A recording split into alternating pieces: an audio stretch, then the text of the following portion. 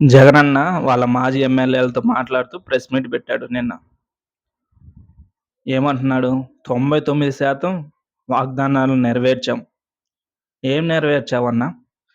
మద్యపాన నిషేధం అన్నావు. నెరవేర్చావా? మెగా డీఎస్ అన్నావు. నెరవేర్చావా? జాబ్ క్యాలెండర్ అన్నావు. నెరవేర్చావా? పోలవం పోలవరం పూర్తి చేస్తానన్నావు.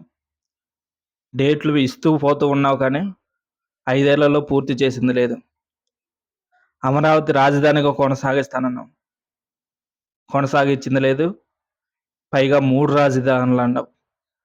వాటిల్లో కూడా కొంచెం అభివృద్ధి కూడా చేయలేదు. సిపిఎస్ రద్దు చేస్తామనన్నావు. ఎందుకు రద్దు చేయలేదు? బటన్ నొక్కి కరెక్ట్‌గా టైంకి అన్ని పథకాలు ఇస్తానన్నావు. టైంకి పథకాలు ఇస్తానన్నప్పుడు ఎలక్షన్ ముందో ఎప్పుడో చేయూత బటన్ నొక్కి ఎలక్షన్ కోడ్ వచ్చిన తర్వాత ఎలక్షన్ కమిషన్ దగ్గర పోయి మేము చేయూత డబ్బులు వదులుతాం. మీరు పర్మిషన్ ఇవ్వండని ఎలక్షన్ కమిషన్ దగ్గర ఎందుకు అడిగారు? ఈ మాదిరిగా చాలా చాలా దొంగ మాటలు, బురద జల్లే వ్యాపారం చేస్తున్నాడు. ఇంకా చాలా చెప్పాడు. చంద్రబాబు చంద్రబాబు గారి పాపం పండిందంట. చంద్రబాబు గారికి కేంద్రంలో పట్టొచ్చింది. ఇప్పుడు కాకపోతే ఎప్పుడు అడుగుతాడు? ప్రత్యేక హోదా. ప్రత్యేక హోదా అడగపోతే చంద్రబాబు పాపం పండినట్టే అంటున్నాడు. 25కి 25 ఎంపీ స్థానాలొస్తే కేంద్రం మెడలు వంచి ప్రత్యేక హోదా తీసుకొస్తానన్నావు. మరెందుకు తీసుకురాలేదు?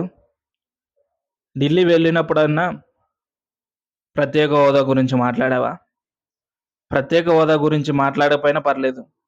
మనకి రావాల్సిన నిధులు వాటి గురించైనా గట్టిగా మాట్లాడావా? లేదు. నీ కేసులు కొట్టేయటానికి, నీ కేసుల నుంచి ఉపశమనం తెచ్చుకోవడానికి ఢిల్లీ ఎళ్ళావు. నీ ఎంపీలతో కూడా మన రాష్ట్రానికి వచ్చే నిధుల కోసం మాట్లాడిచ్చింది ఎప్పుడూ లేదు. ఇంక ప్రత్యేక హోదా దాని గురించి నువ్వు మాట్లాడుతున్నావు. చంద్రబాబు గారికి తెలీదా? ఎప్పుడు ప్రత్యేక హోదా తీసుకురావాలో, ఏం చేయాలని? రాష్ట్రమంతా చాలా అప్పులు చేశావు. అప్పులు పూడ్చటానికే చాలా టైం పడుతుంది. అలాంటిది కేంద్రం ప్రత్యేక హోదా ఇవ్వాలంటే చాలా ఆలోచించే పరిస్థితి. రాజధాని ఆపేశావు. అభివృద్ధి ఆపేశావు. కంపెనీలు ఆపేశావు. కంపెనీలను పంపించిన పరిస్థితి కూడా. ఇంత జరిగింది మన రాష్ట్రంలో.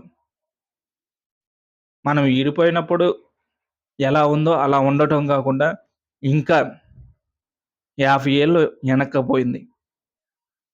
ఇలా వెనక్కపోయినప్పుడు ప్రత్యేక హోదా ఎలా ఇస్తారు? ఇప్పటికైనా చంద్రబాబు గారికి తెలుసు.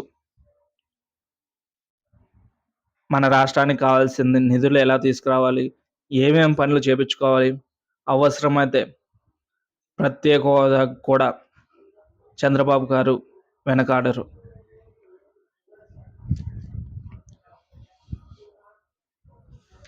ప్రతి ఇంటికి మన పథకాలు డోర్ డెలివరీ చేశామని అంటున్నాం. Door delivery చేసిందేంటి?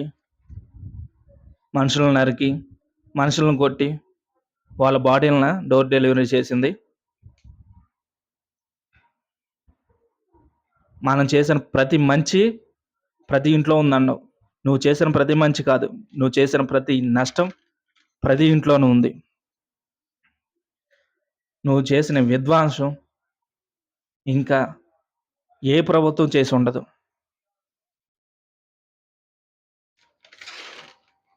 ఇంకేం మాట్లాడావు?